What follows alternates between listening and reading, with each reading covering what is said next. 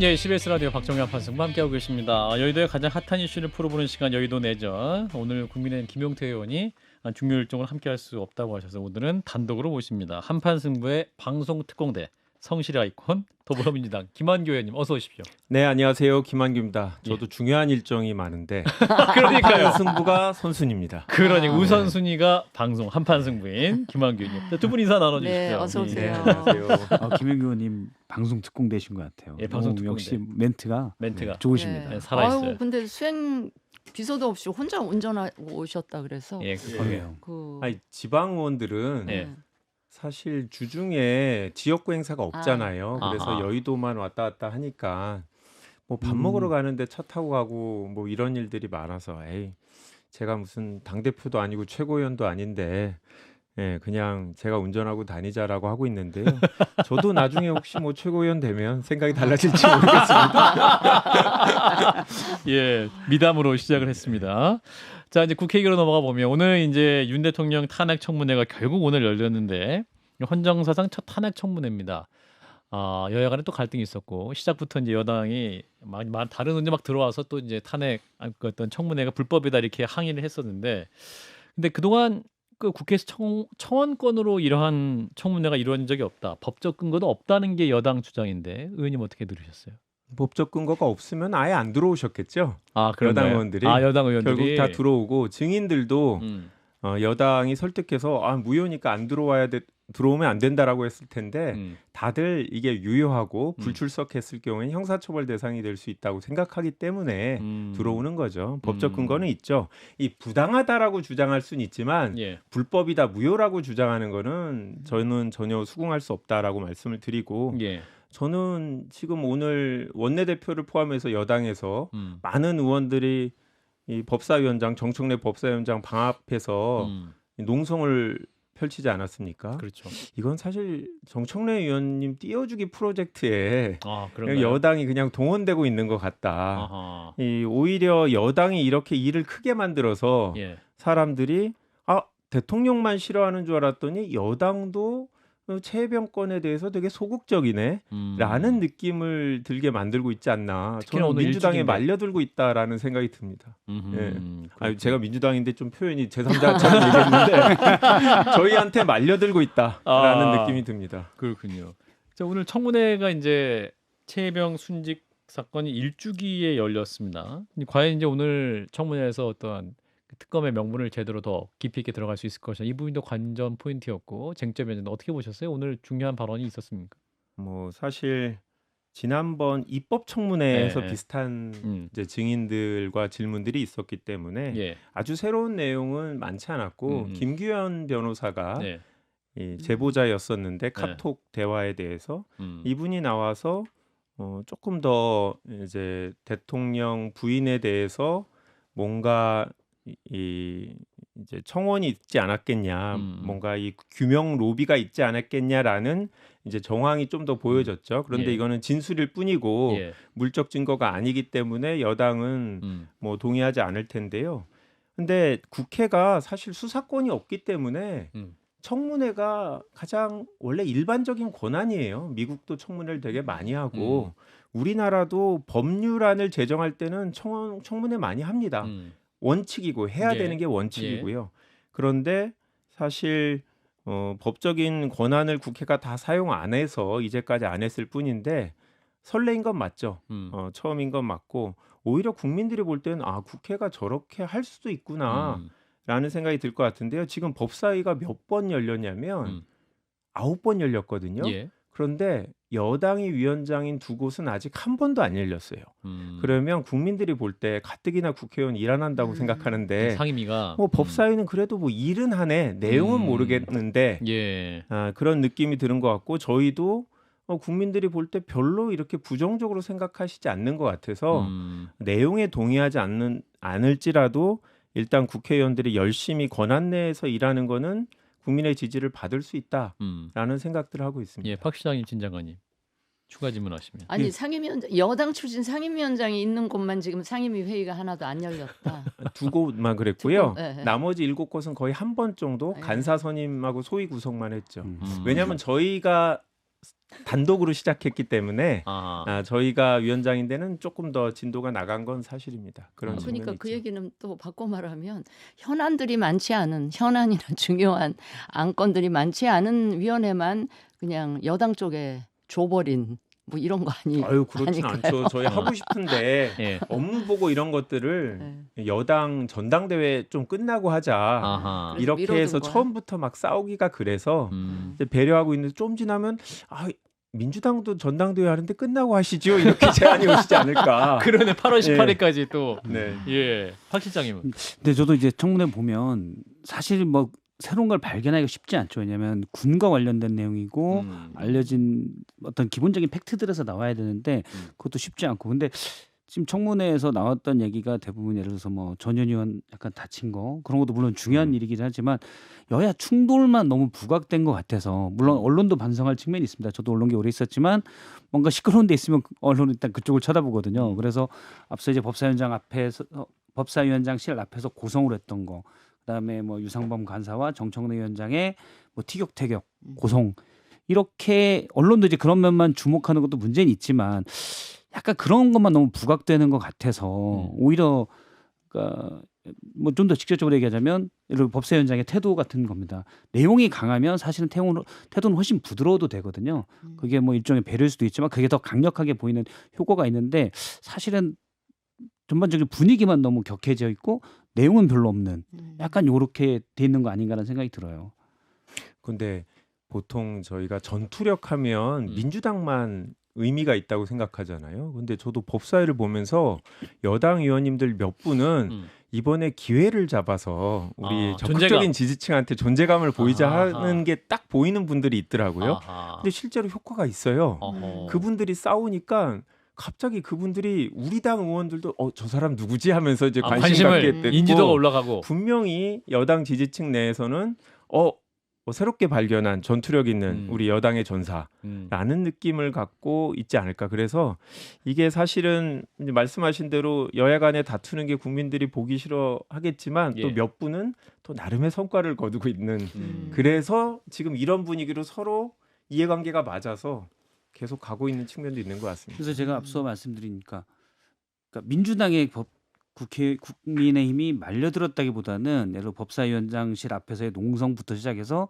어떤 충돌로 만든 국민의힘의 그림의 의도? 민주당에 말려든 게 아닌가. 내용은 빠졌고 충돌만 남아있는 듯한 모습. 그러니까 약간 제가 볼 때는- 파행으로 예. 몰고 이제 그 부분을 부각시키기 위한 어떤 전략? 저도 막 봤는데 앞서 이제 유상범 의원이랑 그 옆에 계신 분랑 서가지고 계속 큰 소리 하고 그러면 사실 방송 카메라는 일단 그쪽에 주목하게 되거든요. 예, 그래서 충돌만 남은 게 아닌가라는 생각이 좀 들어요. 그런 게 좀 자, 아쉽다는 생각이 그래서 들어서. 오늘 또 이제 청문회 과정에서 신스틸러가 임성근 전 사단장의 모습이었는데 사실 이제 구명 로비 의혹과 관련해서 이제 대통령의 개입 여부 이 부분들이 이제 주요 쟁점이었는데 오전 청문회 할 때는 공소 제기 위험이 있다면서 증인 선서를 거부했다가 오후에는 다시 또 입장을 바꿔서 선서를 마쳤어요. 또 오전에도 이종섭 전 장관이 지난 입법 청문회 할 때는 선서 안 했다가 오늘은 또 이제 또 선서를 또 이종섭 전 장관이 또 했더군요. 이거 어떻게 보셨어요? 누군가가 설득을 했겠죠. 예. 저도 정확한 배경은 모르겠는데 정청래 위원장님이 예.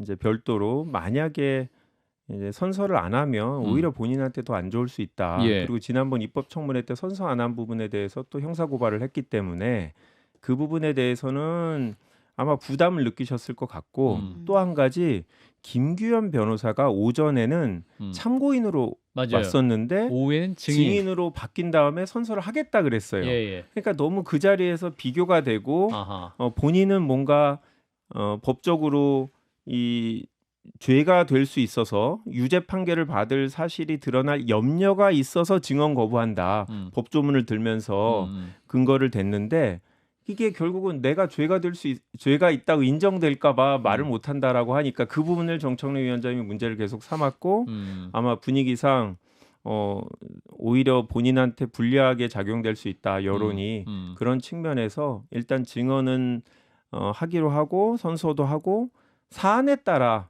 특정 증언만 거부하려는 전략을 세운 것 같은데 그 이후에 아직까지는 뭐 특정 증언도 거부하거나 그러지는 않고 있는 것 같습니다. 근데 이제 예. 뭐 답하지 않겠습니다를 계속 그 또 그런 식의 답변을 또 하더라고요. 중요한 건에 음. 대해서는. 그리고 이제 청문회 중에 임성근 전 사단장과 문자를 나눈 사촌 관계인 간부급 검사가 있었다. 그 검사가 있었는데 그 검사가 상식적인 조언을 했다. 뭐 이렇게 답변을 했고 지난해 수사할 때도 통화를 수차례 했다라는 것인데 현직 검사가 어떠한 이 수사를 받고 있는 어떤 누구에게 이러한 조언을 하는 것은 가능한 일인가요? 음. 조언의 내용에 따라 좀 달라질 수 있겠지만. 아니 뭐 불법적인 일을 하라고 권유하는 건 안 될 텐데 예. 저는 개인적으로 그 정도는 용인할 수 있지 않나. 아하. 그러니까 법적인 자문을 해주는 거 예를 들어서 뭐 핸드폰을 제공할 용의가 있냐라고 저 민주당 의원이 얘기했더니 그거를 이제 사촌인 검사한테 물어봤다는 거 아닙니까? 예. 뭐 그 정도의 자문을 구하는 거는 가능하지 않을까 그렇게 생각합니다. 그런데 만약에 그분이 뭐 검사분이 수사에는 절대 협조하면 안 되고 뭐 이런 식으로 얘기를 했다면 그거는 아무리 사촌이라고 하더라도 공직자의 윤리에 반하는 거다라고 생각하는데 예. 그것까지 확인된 건 아닌 것 같습니다. 저도 법적인 건 모르겠지만 일단 가까운 친척이면 예. 그런 거 물어볼 수도 있지 않을까라고 생각을 해요. 그런데 다만 오늘 청문회장에서 문자로 이렇게 나온 거는 실시간으로. 예, 실시간으로 청문회장에서 그것도 전 국민의 눈이 쏠려 있는 청문회장에서 거기서 실시간으로 조언을 구하고 그런 모습들은 좀 생소하고 좀 낯섭니다. 그러니까 예. 보안 필름을 안 붙였다라는 얘기이기도 하고. 예. 근데 이제 현장에서 민주당 의원이 이제 휴대폰을 이미 제출해달라고 했고 당장 오늘 결정해야 되는 네. 분위기긴 했어요. 예. 근데 이제 오후에 민주당 의원이 그 요청은 철회했습니다. 근데 이제 비밀번호 알려줄 의사가 있느냐? 이제 그 박균택 의원이 초반에 질의를 네. 했었거든요. 근데 알려줄 의사는 있는데 비밀번호 잊어버렸다. 그러니까 기억 못한다 이렇게 네. 답을 하셔가지고 이것도 무슨 상황인가 해서 또 어떤 그 현장에서 웃음소리도 나오고 했었었는데. 네. 그 한동훈 후보가 예. 검사장일 때 예. 본인 압수수색 당했죠, 핸드폰. 예. 그땐 뭐라고 했냐면 헌법상 기본권을 이유로 이제 밝힐 수 없다라고 네. 얘기했거든요. 네. 그 이후에 아마 많은 분들이 수사받을 안 때? 내도 되는구나. 휴대폰. 제가 변호사일 때는 고객한테 어떻게 했냐면 안 낼 수 있다 법적으로. 하지만 안 낼 경우에 더 큰 후과가 있을 수 있으니 예. 협조하는 게 맞다라고 해서 보통 설득을 시켰고 이제 그렇게 됐는데 저도 한동훈 검사장 당시 검사장의 태도를 보고 이래도 되는 건가 싶은데 그 이후로는 제가 알기로는 법조계 실제로 많은 분들이 변호사가 그렇게 권고를 하면 무슨 소리냐 안 해도 된다던데 라고 하면서 한동훈 이제 검사장 사례를 얘기하는데 그래도 헌법상 기본권 핑계 대는 것보다는 기억 안 난다는 게 좀 인간적으로 보이기는 하는데 저는 요즘 안면인식 핸드폰도 많기 때문에 한번 얼굴에 한번 대봤으면 좋겠는데 네 공수처에서 그거는 하셨는지 모르겠습니다. 지금이라도 그럴 의사가 있으면 공수처에서 추가 소환이 있을 때 협조를 해봤으면 좋겠고 기억 안 나도 몇 개라도 시도를 해봐야 되는데 그렇지도 않은 것 같은데 아직까지는. 네. 오늘 누구는 그 얘기를 하시더라고요. 그 번호는 기억을 못해도 손은 기억을 하고 있지 않을까. 손가락으로.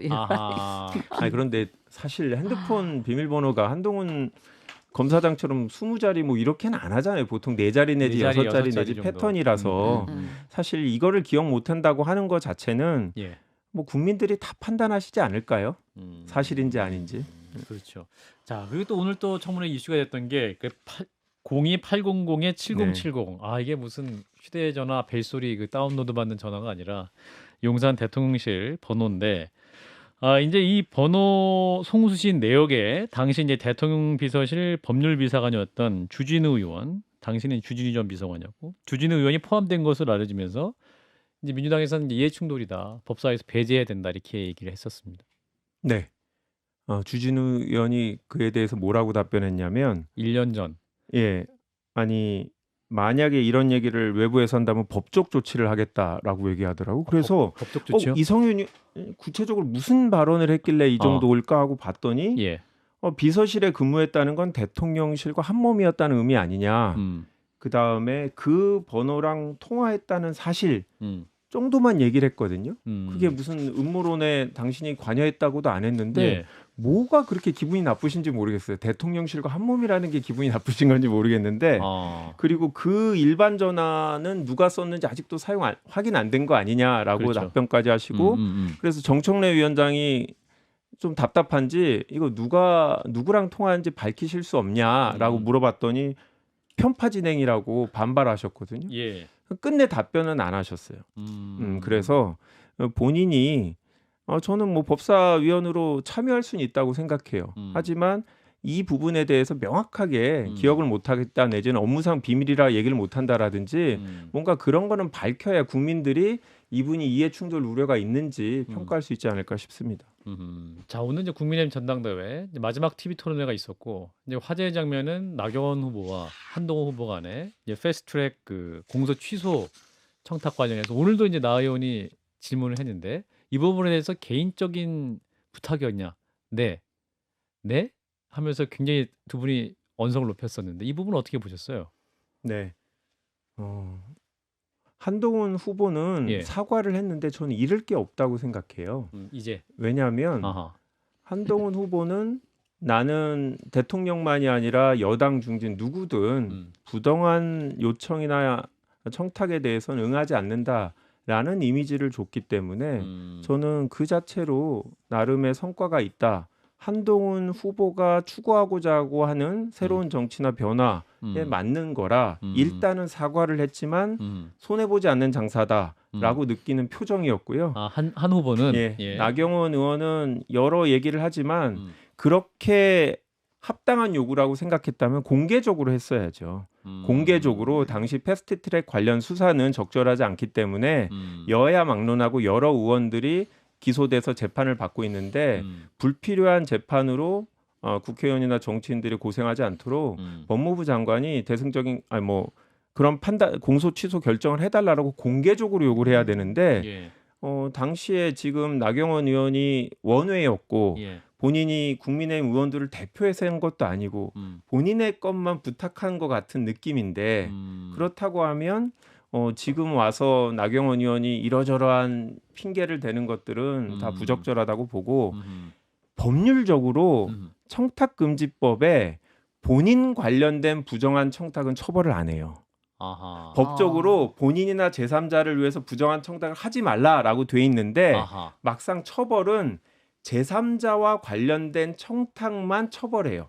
그리고 청탁 처벌이 과태료밖에 없습니다. 이게 법을 만들 때 이거 형사처벌해야 되는 거 아니냐 했는데 처음 만들 때 우리나라가 부정청탁을 처벌해 본 적이 없어서 처음부터 형사처벌하는 건 어려우니 과태료로 시작하자라고 2016년도인가 했는데 아직까지 그대로 과태료거든요.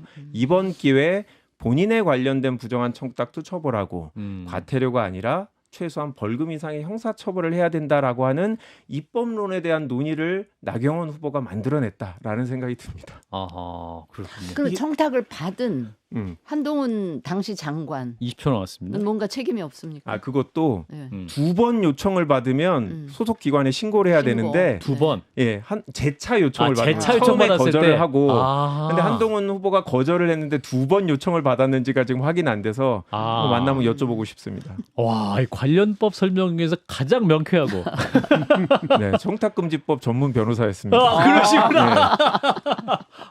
좋았습니다. 아주 마지막에 정확한 설명까지 잘 들었습니다. 역시 방송특공대 더불어민주당 김한규 의원이었습니다. 고맙습니다, 의원님. 네, 감사합니다.